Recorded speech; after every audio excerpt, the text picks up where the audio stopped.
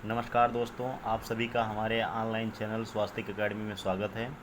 यहाँ हम बात करने जा रहे हैं भारतीय संविधान के भाग 1 के बारे में। यूनियन एंड इट्स टेरिटरी, संघ और उसके राज्य क्षेत्र। Article 1, name and territory of the union, संघ का नाम और राज्य क्षेत्र। India that is Bharat shall be a union of state. Bharat अर्थात इंडिया राज्यों का संघ होगा। अगर हम बात करें इंडिया नाम के बारे में, तो इसका जो इंडिया नाम है ये इंडस वैली सिविलाइजेशन के आधार पर रखा गया है। भारत जो नाम है इसका राजा भरत के नाम पर तथा राज्य पद्धति के आधार पर राज्यों का संघ कहा गया है।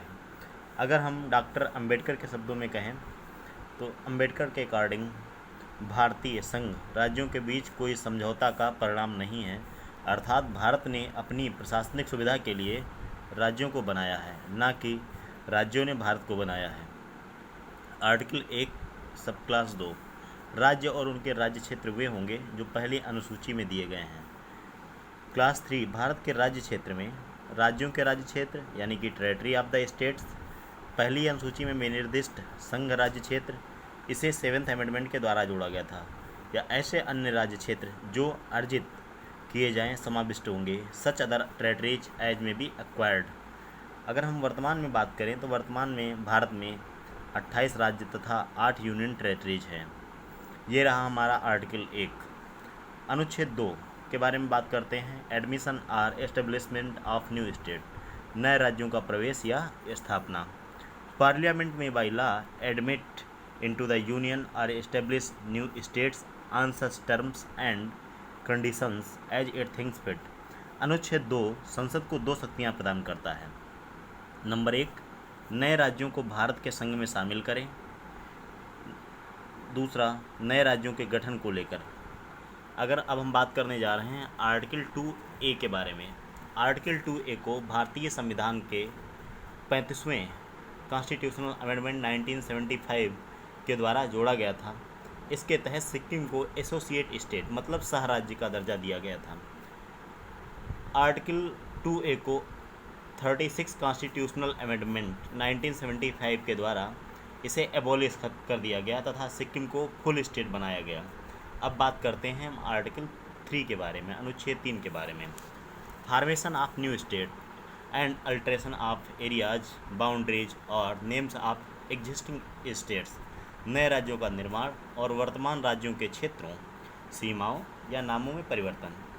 अनुच्छेद 3 जो है भारतीय संघ के राज्यों के पुनर्सीमन मतलब री एडजस्टमेंट की व्यवस्था करता है। यह अनुच्छेद संसद को अधिकृत करता है, संसद को पावर देता है कि किसी राज्य में से उसका राज्य क्षेत्र अलग करके या दो से अधिक राज्यों का या राज्यों के भागों को मिलाकर अथवा किसी राज्य क्षेत्र को किसी राज्य के भाग के साथ मिलाकर एक नए राज्य का निर्माण कर सकेगी या किसी राज्य के राज्य क्षेत्र को बढ़ा सकेगी। Increase the area of any state or diminish the area of any state मतलब किसी राज्य के राज्य क्षेत्र को घटा सकेगी या राज्य की सीमा में परिवर्तन कर सकेगी। Alter the boundaries of any state, इसके लिए 2 शर्तें हैं। उपरोक्त उस परिवर्तन से संबंधित जो ऊपर परिवर्तन दिए गए इनसे संबंधित अगर कोई ऑर्डिनेंस है या अध्यादेश कोई बिल है वो राष्ट्रपति की पूर्व मंजूरी के बाद ही संसद में पेश किया जाएगा। संस्तुत रिकमेंडेशन से पहले राष्ट्रपति उस अध्यादेश को संबंधित राज्य के राज्य विधानमंडल के मत जानने के लिए भेजता है। यह मत निश्चित समय निश्चित सीमा के द्वारा दिया जाना चाहिए। राष्ट्रपति या संसद राज्य विधानमंडल के मत को मानने के लिए बाध्य नहीं है। अब हम बात करते हैं अनुच्छेद 4 के बारे में। अनुच्छेद 4 ने स्वयं ही घोषित किया है कि नए राज्यों का प्रवेश या गठन जो कि अनुच्छेद 2 में दिया गया है या नए राज्यों के निर्माण और सीमा क्षेत्रों और नामों के परिवर्तन अनुच्छेद 3 को संविधान के आर्टिकल 368 के तहत संशोधन नहीं माना जाएगा।